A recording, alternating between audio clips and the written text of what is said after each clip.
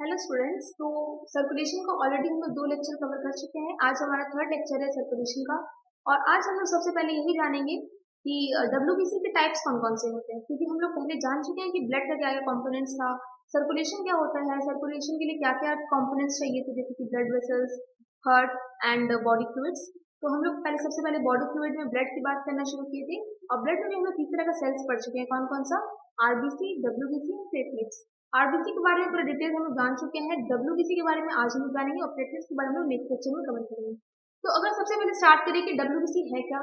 WBC हम लोग बोले थे, डब्ल्यूबीसी का फुल फॉर्म होता है व्हाइट ब्लड सेल्स। और इसका दूसरा नाम का बात करें, डब्ल्यूबीसी का दूसरा नाम क्या है, other name for WBC is leucocytes. WBC का दूसरा नाम क्या है, ल्यूकोसाइट्स। तो ल्यूकोसाइट्स होता है डब्ल्यूबीसी का दूसरा नाम। और आज हम लोग जानेंगे डब्ल्यूबीसी के कितने टाइप्स होते हैं। डब्ल्यूबीसी का ओवरऑल अगर हम फंक्शन एक बार बता चुके थे कि ये हमारे बॉडी की इम्यून सिस्टम को मेंटेन करता है, चाहे उसे कोई भी रास्ता अपनाना पड़े, बट वो मेंटेन करेगा। उसका फंक्शन एक ही रहेगा, क्या, हमारे इम्यून सिस्टम को मेंटेन करना। अब वो अलग अलग टाइप से मेंटेन करेगा, अलग अलग सब डिविजन से मेंटेन करेगा, कैसे करेगा वो हम लोग अभी देखेंगे। चलिए देखते हैं डब्ल्यूबीसी क्या क्या टाइप्स है। डब्ल्यूबीसी व्हाइट ब्लड सेल्स के 2 टाइप्स होते हैं। पहला होता है ग्रैन्युलोसाइट्स और दूसरा होता है ई ग्रैन्युलोसाइट्स। तो ग्रैन्युलोसाइट्स और ई ग्रैन्युलोसाइट्स पहले वर्ड से अगर समझे तो डिफरेंस क्या है। तो हम बोलेंगे कि सेल, अगर हम 2 सेल बनाए, यहाँ पे एक हमारा सेल होगा और हमारा यहाँ पे भी एक सेल होगा, दोनों में डिफरेंस क्या हो सकता है। डिफरेंस ये होगा कि ये सेल में हमको कुछ पोर्स नजर आएंगे, कुछ ग्रैन्यूल्स नजर आएंगे, बट इस सेल में हमको ऐसा कोई भी पोर्स देखने को नहीं मिलेगा। मतलब क्या बोले, ग्रैन्युलोसाइट्स में जो सेल्स होंगे वहां पे हमको सेल्स के अंदर पोर्स नजर आएगा, लेकिन इन ग्रैन्युलोसाइट्स की सेल्स के अंदर वो कोई भी पोर्स नजर नहीं आएगा। तो हम लोग बोल सकते हैं कि ग्रैन्युलोसाइट के अंदर जो पोर्स दिख रहा है, ऐसा सेल डब्ल्यूबीसी का जिसमें पोर्स पाया जाता हो, उसे हम कहेंगे ग्रैन्युलोसाइट। और ऐसे सेल डब्ल्यूबीसी के जिसमें ग्रैन्यूल्स नहीं पाए जाते हो, पोर्स नहीं पाए जाते हैं, तो उसे हम क्या कहेंगे, एक ग्रैन्युलोसाइट।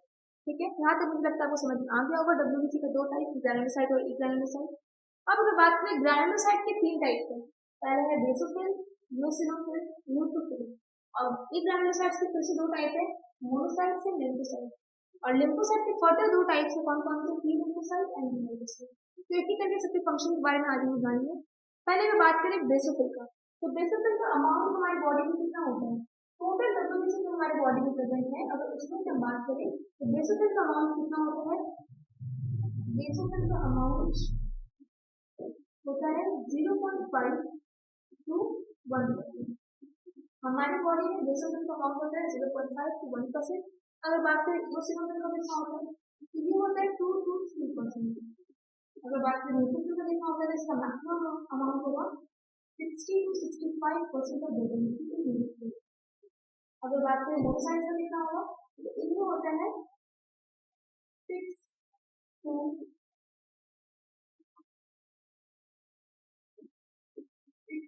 8%।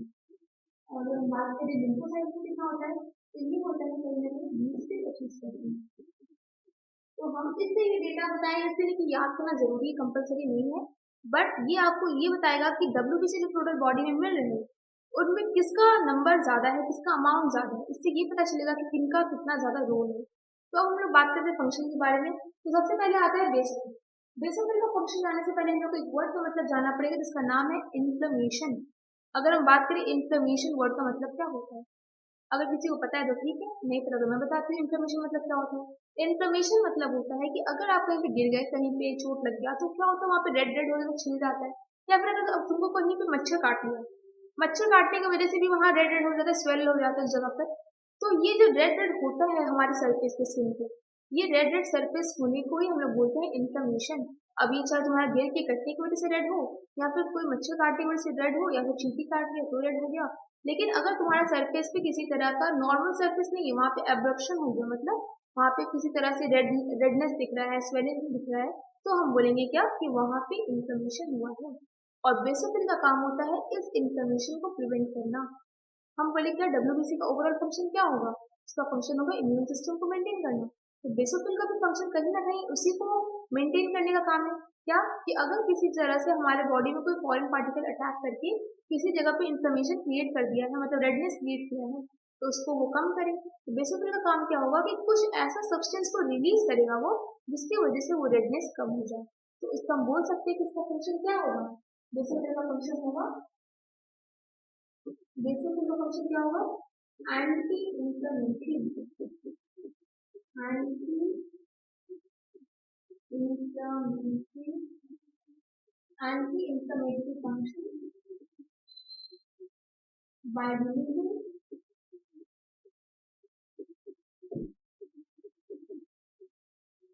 क्या क्या रिलीज कर सकता है, ये रिलीज करेगा हिस्टामिन,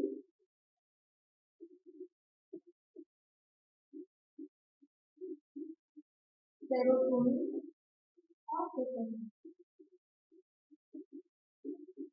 क्या बोले हम, एक बार फिर से सुनिए क्या बोले। मैंने ये कहा कि बेसोफिल का फंक्शन होगा एंटी इंफ्लेमेटरी। एंटी इंफ्लेमेटरी मतलब किसी भी बॉडी पार्ट में इन्फ्लेमेशन हुआ है, रेडनेस है, स्वोलन है, तो उस चीज को कम करना किसका रिस्पॉन्सिबिलिटी है, बेसोफिल का।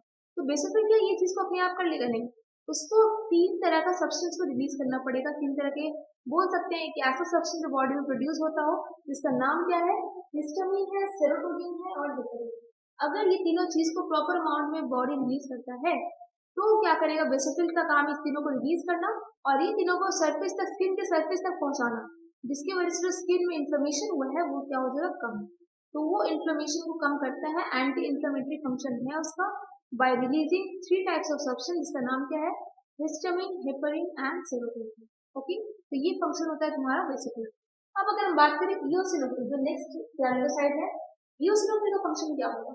इओसिनोफिल का फंक्शन होता है बॉडी में जितने भी तरह के फॉरेन पार्टिकल्स आए हैं और उनकी वजह से जो बॉडी में एलर्जी क्रिएट हुआ है उसको प्रिवेंट करना। मतलब हम बोल सकते हैं कि इओसिनोफिल का फंक्शन क्या है, एंटी एलर्जिक। बॉडी में अगर किसी भी तरह का एलर्जी हो रहा है तो उसको प्रिवेंट करने का काम किसका है, इओसिनोफिल का। तो इसको भी तो कुछ चीज चाहिए, वो ऐसे कैसे एलर्जी को प्रिवेंट करेगा, उसको भी तो कुछ चाहिए। इसको चाहिए रहता है एंटीबॉडी, इम्यूनोग्लोबुलिन ई, इसका सब्सटेंस है, इसका नाम होता है। अगर एक फंक्शन की बात करें तो ये होगा anti allergic, anti allergic, anti allergic, और रिलीज करता है कौन सा एंटीबॉडी, आईजीई। ये आईजीई एंटीबॉडी को रिलीज करेगा और बॉडी में जहां जहां पर भी एलर्जी हुआ है उसको प्रिवेंट करने का काम करेगा। तो अगर हमको आईजीई और एंटीबॉडी की जरूरत क्यों है, तो हमें ये पता है कि जब भी कोई फॉरेन पार्टिकल हमारे बॉडी में अटैक करता है तो हम उसे क्या नाम देते हैं, एंटीजन। और उस एंटीजन के साथ फाइट करने के लिए जो हमारे बॉडी में मैकेनिज्म डेवलप होता है, उस चीज को हम क्या कहते हैं, एंटीबॉडी। तो इसलिए मैंने कहा कि अगर कभी भी किसी को एलर्जी हुआ है, जब भी कोई फॉरेन पार्टिकल बॉडी में एंटर करेगा तो वो फॉरेन पार्टिकल से फाइट करने के लिए हमारे बॉडी में कुछ एंटीबॉडी प्रोड्यूस किया जाएगा और उस तरह का एंटीबॉडी को हम एक उस तरह से ऐसा एंटीबॉडी जो तुम्हारे एलर्जी से फाइट करे, उस एंटीबॉडी का नाम हम क्या लेंगे, आईजीई। और ये आईजीई का फुल फॉर्म क्या होगा, इम्यूनोग्लोबुलिन इओसिनोफिल, इम्यूनोग्लोबुलिन इओसिनोफिल। ये आईजीई क्या करेगा, बॉडी में आने वाले किसी भी तरह के एंटीजन के साथ फाइट करके उसको प्रिवेंट करने का पूरा कोशिश करेगा। तो ये हो गया हमारा इओसिनोफिल का फंक्शन। थर्ड अगर हम बात करें न्यूट्रोफिल, न्यूट्रोफिल मैक्सिमम अमाउंट में हमारे बॉडी में पाया जाता है। तो इसका फंक्शन क्या है, इसका फंक्शन होता है कि अगर किसी भी तरीके से तुम्हारे बॉडी में ऐसा कोई भी फॉरेन पार्टिकल आ गया जो तुम्हारे बॉडी का इम्यून सिस्टम को हार्म कर सकता है, तो ये क्या करेगा, न्यूट्रोफिल एक ऐसा सब्सटेंस को सिक्रीट करेगा जो ये फॉरेन पार्टिकल को खाकर डिस्ट्रॉय करेगा। तो इसका फंक्शन होता है सबसे इंपॉर्टेंट, इसका नाम है फैगोसाइटोसिस। इसका फंक्शन होता है फैगोसाइटोसिस। न्यूट्रोफिल का फंक्शन क्या होता है, फैगोसाइटोसिस। क्या होता है फैगोसाइटोसिस, अगर किसी भी फॉरेन पार्टिकल जो तुम्हारे बॉडी के अंदर एंटर कर रहा है, अगर उसको कोई भी सेल जाकर अपना मुंह खोले और वो फॉरेन पार्टिकल को खा के डिस्ट्रॉय कर दे, तो हम कहेंगे इस प्रोसेस को फैगोसाइटोसिस। तो न्यूट्रोफिल का काम यही होता है कि अगर कोई फॉरेन पार्टिकल उसको बॉडी में एंटर करते हुए दिख रहा है तो वो उसको डायरेक्टली खाएगा और उसको खत्म कर देगा, डिस्ट्रॉय कर देगा, उसको डेड कर देगा।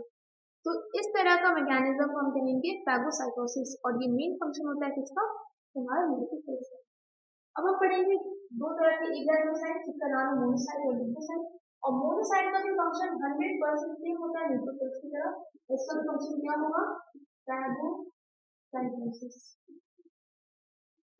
इसका भी फंक्शन क्या होगा, फैगोसाइटोसिस। मतलब कोई भी फॉरेन पार्टिकल अगर इसे अपनी बॉडी में एंटर करते हुए दिखेगा, ये तुरंत उसको खाकर खत्म कर देगा, डिस्ट्रॉय कर देगा, बॉडी रहने नहीं देगा।